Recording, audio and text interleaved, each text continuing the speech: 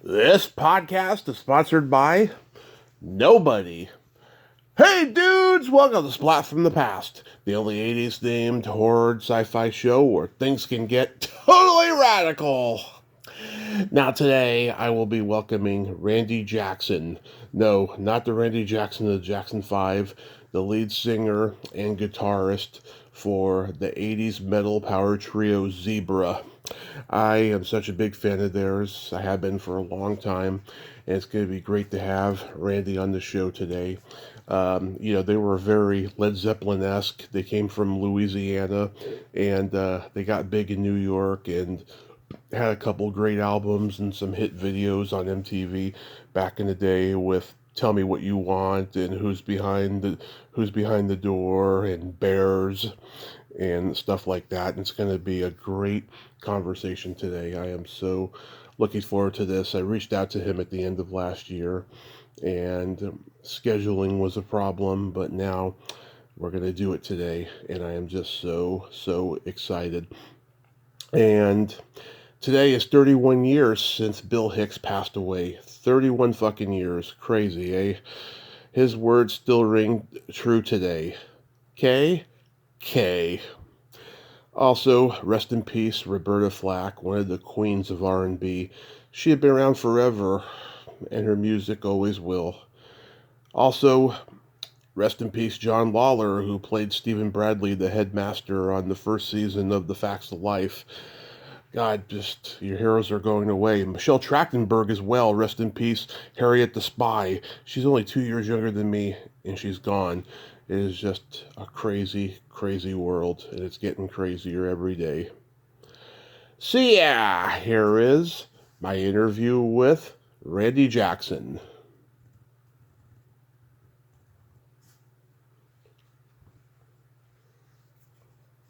Hey, Randy, welcome to the show, sir. How are you today?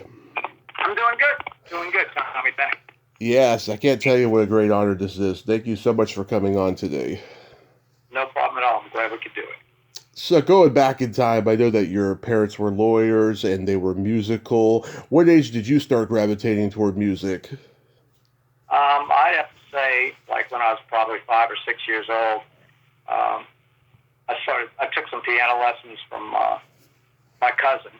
Right. She was in her early 20s, and then when the Beatles came out, I started playing guitar. Yeah, you remember seeing the Beatles on Ed Sullivan. I know it's become such a cliche now, but how did you feel when you first saw and heard them? Well, it was just exciting. I remember the first time I heard them was on a 45 record that a friend of mine from New Orleans had brought down the street. We were both really young, but it was like nothing I'd heard before. And up until then, my parents used to listen to like Les Paul, Mary Ford, and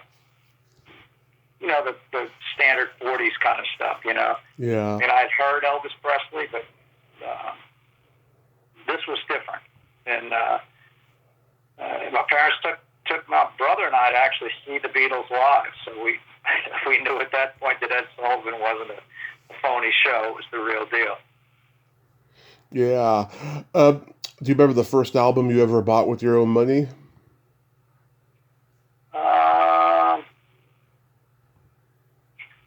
Yeah, I'm gonna say I don't remember. I don't remember when it would have been the first money. That's a good question. I mean, I distinctly though remember buying Creedence Clearwater Revival, Born on the Bayou, and Led Zeppelin 2 Nice. at the same time. Those two albums. Yeah, both great albums. I'm a Bay Area guy, so I love Creedence Clearwater Revival. Yeah, great band. Yeah, very original too. How about the first concert you ever attended? That was the Beatles. Okay. Okay. Yeah, I didn't see anything before that. I mean, I had gone to, my parents had also taken us to a place in New Orleans called the Blue Room, where we got to see Harpo Marx. Now, this wasn't a concert, but it was a live show, and it was a comedy show. So I remember that too, because it started off with a woman coming out singing opera, and she had this long dress on, and like she was from the 1800s. And she's singing, and then Harpo comes out with a pair of scissors, and he's just cutting her dress up, Yeah. going around and around and around till he gets all the way up to her waist. So that stood out in my mind, and I think I was like probably 4 or 5 years old at that point. I never knew Harpo did solo shows away from his brothers. God, that must have been hilarious. Yeah, it was. It was. Well, I mean, I was really too young to appreciate some of the humor, but a lot of it was just visual, and you didn't need to know a whole lot. So it was entertaining, no doubt. Yeah. Who were your guitar heroes growing up? I mean, I listened to a lot of Jimmy Page, the Allman Brothers. Nice. Mark Farner from Grand Funk. I listened to that a lot. Jimi Hendrix. Nice. Cream. Yeah, Clapton. Listening to Cream records, yeah. And, I'd say that those were my main guitar influences, yeah. Growing up in Louisiana, did you go to a lot of Mardi Gras parades? Oh, yeah. I used to chase the parades when I was a kid, because back then the Mardi Gras doubloons were very popular. They were the little coins they throw off the Mardi Gras floats. And we used to collect them, so we wouldn't wait for the parade to pass. We would just be running with the parade and catching doubloons the whole route, But we were young and we had the energy, so it was fun. Yeah. So in 1973, you joined a band called Shepherd's Bush. Is that where you first met Felix Hanneman? Yeah, Shepherd's Bush was Felix's band. He had formed it with his friend Eldridge Madare, and Eldridge was a singer, and Felix was a singer and rhythm guitar player for the band. They were looking for a lead guitarist, and I joined the band, and we played together for about 18 months. It was all originals. It was all songs that Felix had written with Eldridge, and we did a couple of gigs during that time. Yeah. What was the style of music of Shepherd's Bush? It was, I would have to say it was like 60s, like kind of early 60s. Mm-hmm. Like, it was kind of like, it was poppy, pop rock. Maybe like post-rockabilly style? Post-rockabilly? I'm going to say you could have put it right in 1965, in the middle of the heat, Mm-hmm. Interesting. How did it evolve to Zebra? Well, the band Shepherd's Bush broke up, and I was working at a bar called The Library, and the manager of the bar, a guy named Keith Rebels, also managed a bar down in the French Quarter. The Library was out by the university, and he managed a bar called Cosmos Part 2 in the French Quarter, and he had met a guy who had moved from California to New Orleans during Mardi Gras the year before and decided to just stay there and live there. And this was Guy. So he introduced me to Guy. Said he'd seen Guy play, and he was a great drummer, and he thought it would be a good thing for the two of us to get together. And so we did. And we started rehearsing actually over at Felix's apartment. And then eventually got Felix to come in and play bass with us. At that time, we had a keyboard player also in Thorson. And he was with the band. We called the band Maelstrom at that point. And we were out doing some shows. Tim wanted to do progressive rock, and we did too, but we couldn't get any gigs playing dances, just doing the progressive rock, so we were learning some dance music, and he wasn't into that. He just wanted to do the progressive stuff. So he left the band, and then we kind of regrouped as a three-piece, and came out in 1975, February. Yeah. So, there's a hilarious story you told on Pamela Des Barres' podcast where you guys started playing Aqualung, but then the other band members were playing Suffragette City. Right. That was, Tim was playing Aqualung, the keyboard player. because we all knew we were going to play Suffragette City, but he hated it so much. He was playing something different, and I heard while we were playing that, wow, something's not right, and I'm looking over, while we're playing, and I could kind of tell it was the keyboards that was messing up, and I went over to Tim, and I'm mouthing to him Suffragette City, and he's shaking his head no, and mouthing to me tunnel, and he's playing. Yeah, he's playing Aqualung, I think, in the middle of Suffragette City. So, I mean, looking back on it, it was really funny. Yeah. It was funny then, even, because he had a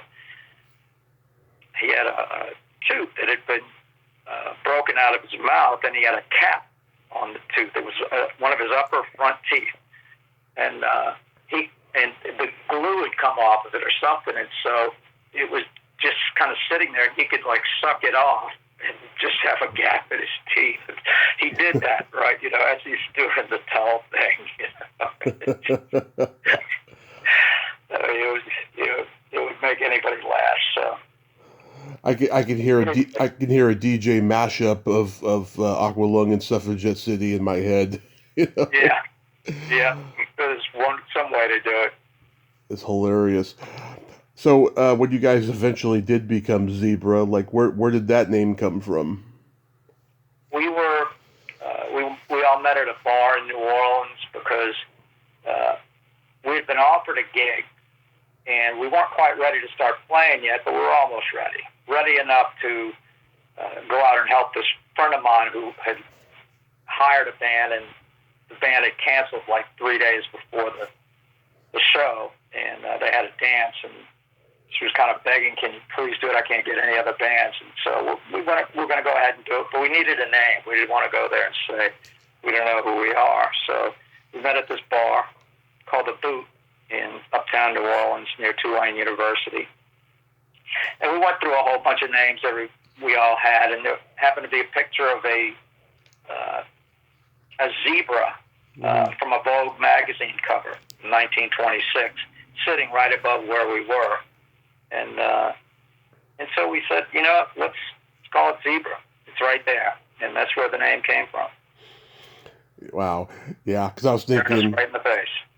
Because I was thinking maybe it came from the chewing gum zebra striped chewing gum.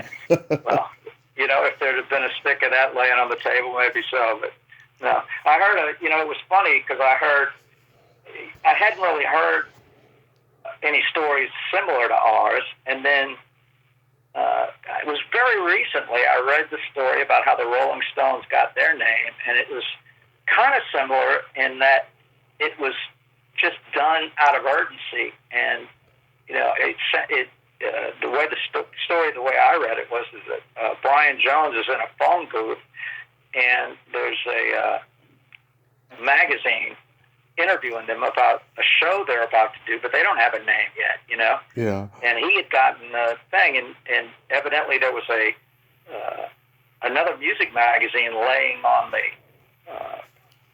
the floor of the phone booth, and there was an article about how was it, Muddy Waters or something. But anyway, he took the name right off of the magazine, Rolling Stone, and he said, "It's the Rolling Stones," and that's how the name came to be. Yeah. So it was kind of a similar thing. Yeah. So you mentioned before about being influenced by Jimmy Page. When Zebra begins, you guys get compared to Led Zeppelin a lot in your sound. Was that a conscious decision? Did you guys know that that's how it was going to sound? Yeah, I think in the beginning we were doing a lot of originals when we first started, and we were doing a lot of different covers. And I just think that people asking for more and more and more Led Zeppelin as we had progressed, as we played, might have had something to do with the way the sound and the style went. I would certainly say that it was a big influence. But, I think lyrically, the Moody Blues influenced me more than anything else. and the Beatles.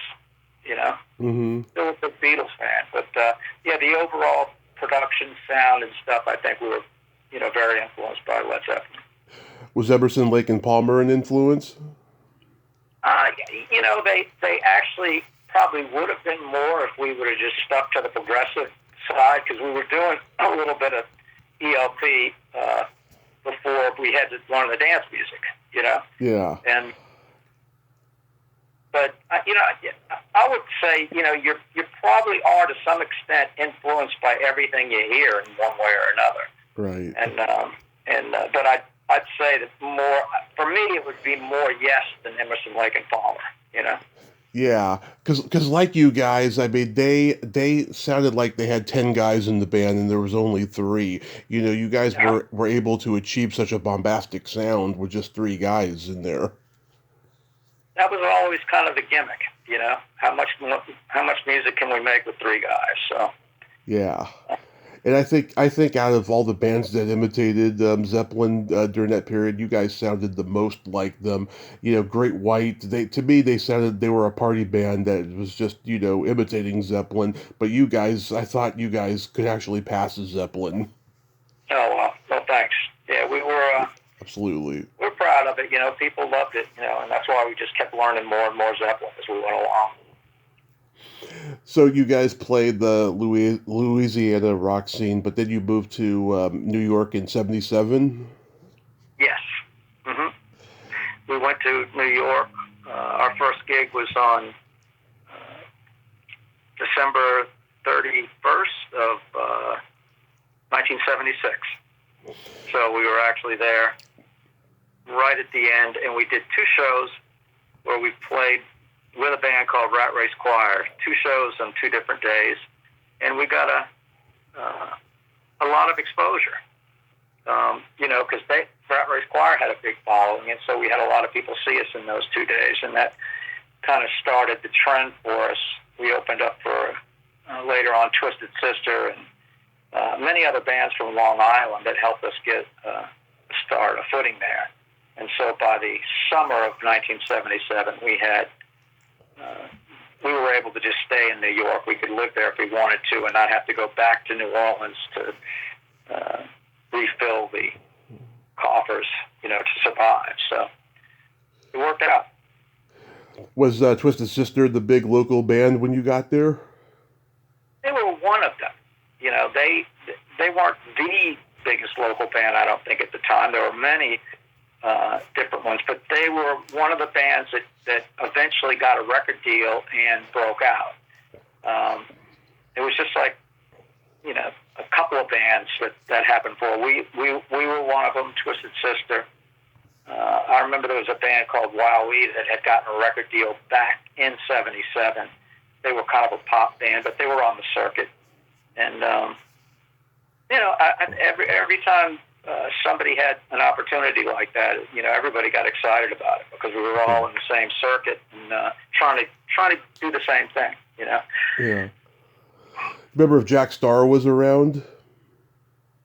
Jack Starr was, he was, I don't remember if Jack did covers, if he was a cover band or if he was only doing originals, but I don't remember him being that prevalent in the 70s so much. Mm-hmm. It's more like I remember hearing more about him in the late 80s, but, I don't know that much. Yeah, great guitarist. Really great. Oh, yeah, Jack's awesome. I've played with him before. Yeah. So how do you guys attract Atlantic Records to get signed? Yeah, we had one manager who went directly to him, who had been the manager for Vanilla Fudge, so he could just walk in. He took the demo that we had made in there, and Atlantic turned it down, saying it sounded dated. If they'd come in there 10 years earlier, they would have signed us. After that, there was a DJ, a program director on Long Island, Bob Buckman, who worked at a station called WBAB, 102.3. And he started playing our songs in regular rotation at the station. And they became the most requested songs at the station. probably the only songs that they were playing that you couldn't buy. So the only way you were really going to hear them was on WBAB, and that led to Bob meeting a guy from Atlantic Records, Jason Flom, who had come to the radio station for some business, and Bob recommended the band to him. And there was a new president at Atlantic Records by that point, Doug Morris, and Jason took the demo to Doug, and Doug, we got a record deal. We later found out that Doug, when he listened to the demo, was in a limo on the way home and put in the demo and just, was listening to the intro to Who's Behind the Door, which is a long acoustic guitar intro, and right. He ejected it before it even got to the vocal and looking for the hook, And when he ejected it, the radio station that was on was BAB, and they were playing the song. So he listened to the rest of the song. The DJ said that's the most requested song here at WBAB, and next thing you know, we had a record deal. And so Ahmet was no longer a part of Atlantic? Oh, yeah, he was still, part of it, but he wasn't, in the direct... He was doing more just producing things at that point. Mm-hmm. Chairman of the board, not in the daily workings of it, He Right. would bring stuff in, he was kind of like an A&R guy, producer at that point, Still owned the company, but there were a lot of other people doing, I would call it, what Ahmet considered grunt work, Yeah. Ahmet really, he was a musician himself, and he started out in the business looking for new acts and doing production. So he was, he wanted to do that, and that's what he was doing. I remember when he did the Honey Drippers record, with Robert Plant. Oh yeah. Which were just awesome, Yeah. I think that was his real love. But yeah, he was still the guy. He could probably come in and say, stop this or stop that if you saw something wacky going on. But Doug Morris was the president, so he was making decisions. Did you ever get to meet those guys? Yeah. Mm-hmm. Met pretty much everybody that was at Atlantic, and had good relationships with everybody there. They were very funny, a lot of great sense of humor. There was one guy that worked at Atlantic named Tunch Aram, who was actually related to Ahmet, and he was an A&R, just one of the funniest guys you ever met. We had a friend of ours from New Orleans who started working for Atlantic right before we got signed. A guy named Kim Stevens, who had been a DJ in a station here in New Orleans and had actually helped promote us down here when we first started out. And so Atlantic was, we felt at home. It was a good family atmosphere there. And so Jack Douglas produces the first two albums. By this point, he had produced Aerosmith, Stars, Cheap Trick, and even John Lennon's Double Fantasy album. What was he like as a producer? Well, the great part about it was that he was a musician. He was an engineer, a great engineer, and that made his producing skills all that much better. He could kind of take over in any situation and make something work.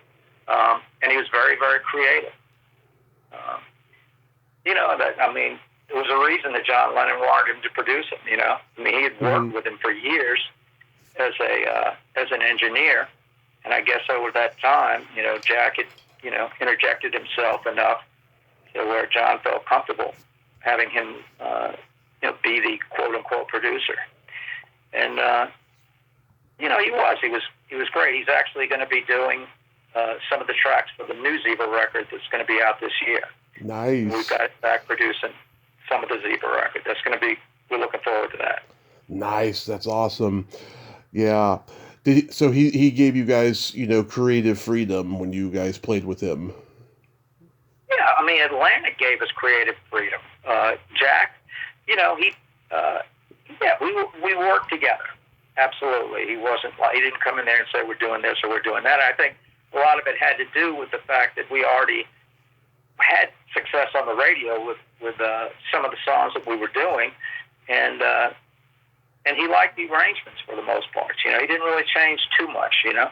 Right. I love that cover you guys do of Carl Perkins' "Slow Down." Was that a cover that you guys did in the club days? Never did that. We were out eating dinner at a Mexican restaurant in Manhattan during the sessions while we were recording the first record, and got drunk and came back, and I just came up with the idea of doing "Slow Down," and so Jack said, "Yeah, let's do it." You know, so we got in, we started playing it, and I didn't know what the third verse was. Couldn't remember it. And there was no internet back then, so I just said, let's just sing the verse to Blue Suede Shoes instead. And that's how that happened. Yeah. Even the Beatles did that song in the 60s, too. I thought that was an ironic coincidence. Yeah.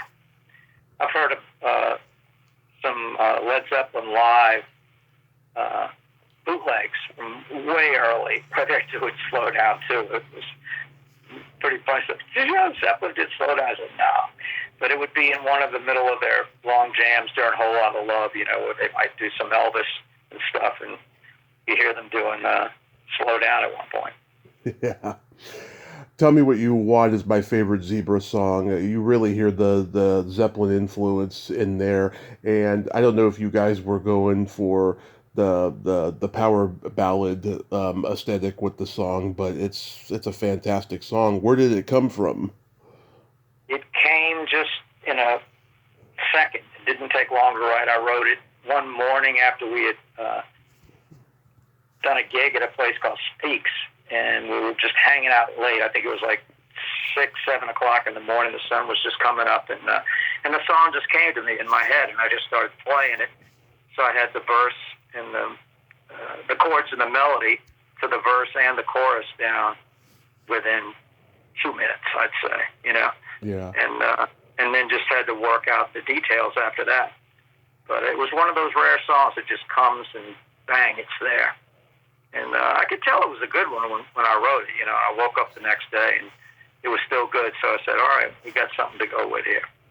Yeah, it's a really catchy, easily recognizable song. And you guys made a wild music video for it. The mannequin loses his head, and the girl's in the leopard skin. Yeah. That was an interesting video. What do you remember about making it? The director was a guy named Giuliano Waldman, who had worked with Federico Fellini. And so he was used to this craziness that Fellini used to do in his films, and I guess he was trying to bring some of that to the Zebra video. And so all of those things with the heads rolling and the cellophane wrapped around the girl were all his idea.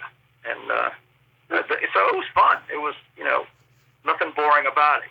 You didn't know what was coming next. What scene are we filming now, Yeah. You guys made some wild videos. The Bears video, you guys are playing in snow. I imagine that was a soundstage with fake snow. Oh yeah. Everything was fake in the videos. Yeah. Yeah. You got a guy in a bear costume in there too. And Marty Roth. That was our road manager at the time. Marty, he got in there and he was playing the bear. Oh yeah. And then Wait Until Summer's Gone, where you guys are playing on a chess game.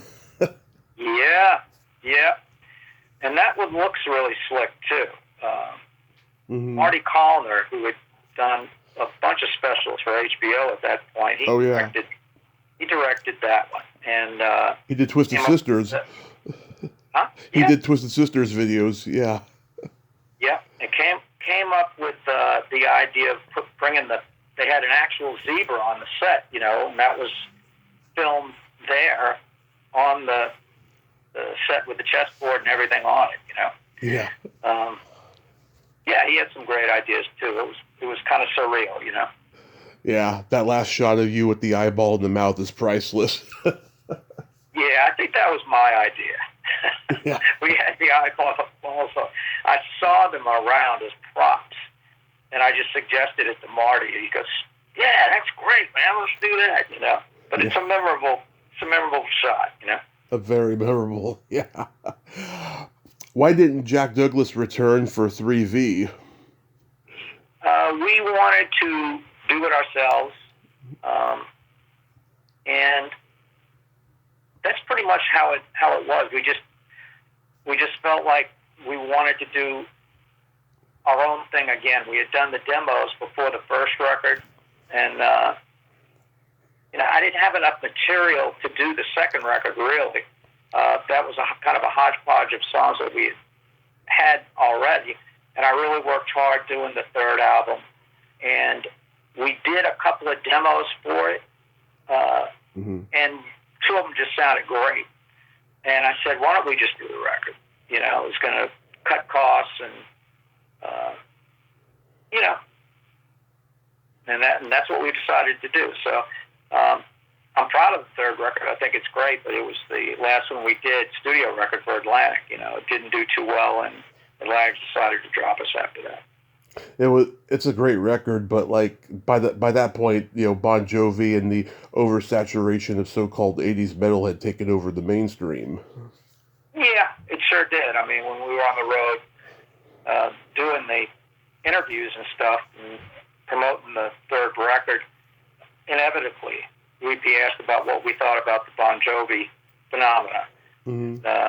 So that was definitely something that might have hurt a little bit, but in the long run, it was just the timing and everything that was going on. So timing is everything at some point. Yeah, I mean, a lot of bands who had been around before Bon Jovi, they got lost in the shuffle during that time as well, sadly. You guys got to open for big bands that I love, like Aerosmith and REO Speedwagon and Sammy Hagar and Journey. Any good stories about going on the road with those guys? I remember touring with Cheap Trick, and after a couple of weeks, we would go out after the gigs and go to some clubs together and stuff, and it was a lot of fun. They were just regular guys like us who had paid their dues in the clubs, and it had taken a little time to get their record deals together, but we had a lot in common.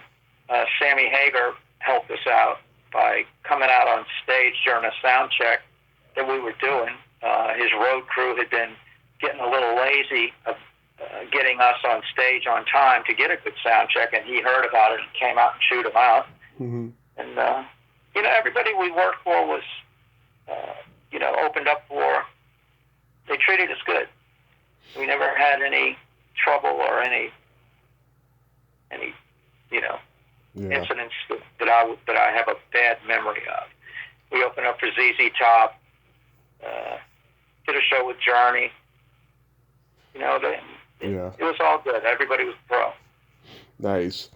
Didn't you join Jefferson Airplane for their '89 tour? Yeah.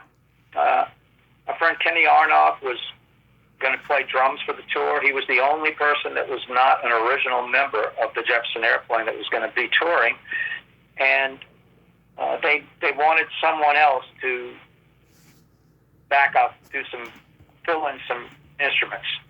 They had a new record coming out that they had made in 1989, and they just didn't feel like it was full enough. So they wanted to get some more background vocals, keyboards, and guitars, and that's what I did. I went out and I kind of stopped what I was doing. I was making a solo record at the time, and I took the time off to go tour with the Jefferson Airplane. It was great. I'm so glad I did that. It was, you got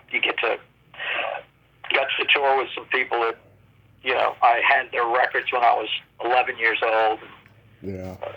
And get to see what they were all about. It was also interesting to me from a band standpoint, in that here was a band that broke up, 10 years earlier, and to see what the dynamic was going to be when they got back together. As the old adage goes, most people don't really changed that much. But I think I found that the biggest change with all of them was if somebody had quit, like Grace at that point had quit drinking completely. And so from what I understand, it was completely different with her. You know, she was a lot more steady, let's say, consistent. And but you could tell that the rest of the band, they were more mature. They understood where each person was, and they weren't expecting them to have changed over this time. And that's just me being, you know, kind of looking at it through a fan lens of what I might have thought. And they all had a great sense of humor. That's the one thing that I think really, you know, besides the music itself, keeps bands together is having a good sense of humor and not taking everything too seriously. And they sure had that. You know, we had a lot of fun. My dad saw Jefferson Airplane open for the Stones in '66. Neil Diamond had just been booed off the stage because he wasn't rock and roll. And then Jefferson Airplane comes on, and then the rest of that show was just smooth sailing. Was just smooth sailing, you said? Yeah. Yeah. Yeah, they were rock and roll. There's no doubt about it. Then you formed Randy Jackson's China Rain. Yeah. Yeah. About it? Yeah, that album is great, but it seemed like it came out like right when 80s metal was hitting its peak, and the record label didn't promote it correctly. Well, they didn't even put it out. Atlantic decided not to even release it. That's how bad things had gotten at that point. They gave me the masters, and it got released in Italy and in the United States. And in the United States, it was released on a label called Beyond Records, but there wasn't going to be any major promotion behind it. And you know, it pretty much sold to Zebra fans who were, you know, paying attention to what was going on at the time.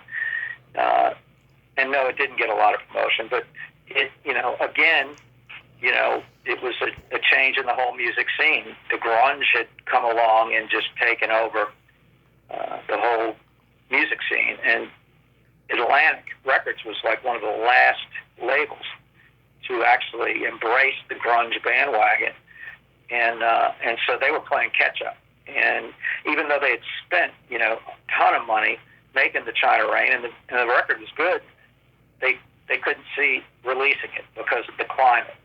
And so it just got pushed by the wayside, which was a drag for me, but at the end of the day, it's a business, you know? Right. And you got to write some songs with Mark Slaughter? Yeah. Got to write songs with a lot of different people. Mark Slaughter I wrote with Rachel Bolan and from Skid Row, and Jack Ponte, who had worked with a lot of different people. He'd actually been, I think, Bon Jovi's guitar player before they ever got a record deal. And he was a producer at the time, wrote some great songs with Jack. I wrote a lot of songs that never made it onto the China Rain record. I remember I wrote with a guy named John DiNicola, who had written The Time of My Life, Dirty Dancing. Oh, yeah. Yeah, and there were many others. I wrote songs with my friend Mark Hitt. Two of them made it. Mark Hitt was from the band Rat Race Choir, who I mentioned earlier. We opened up for our first show in New York.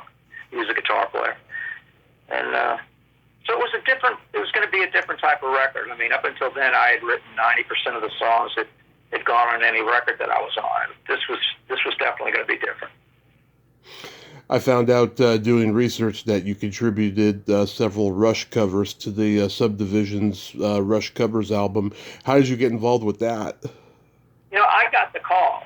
I was told that they were doing it. I think it was like more a group of East Coast musicians that put it together. And, you know, I should be ashamed for not remembering who exactly, you know, produced the whole thing. But, you know, I did the vocals and everything in my studio at home, and we didn't, you know, I didn't have to go anywhere. It was pretty simple, and that's all they wanted me to do was sing. So, you know.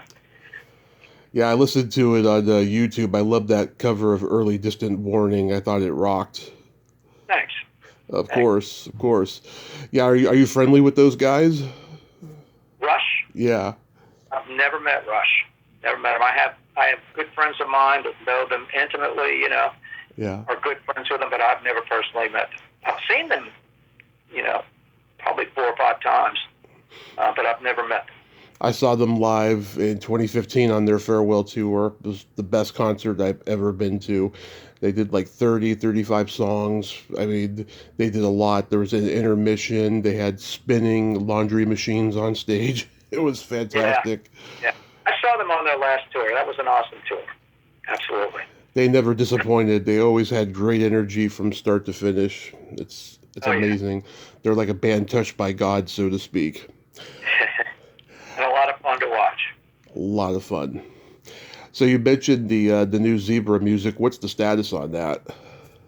I'm actually doing it now, doing overdubs on a bunch of the songs. The drums are, I think we might have one more song to do the drums on.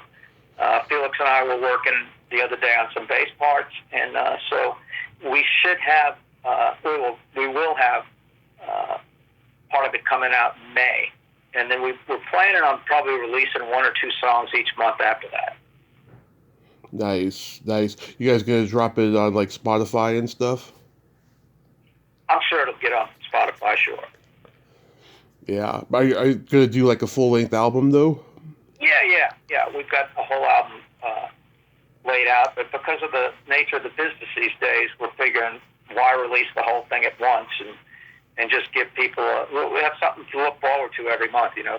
Fans can be waiting for the next Zebra single or whatever. I think it'll be fun that way.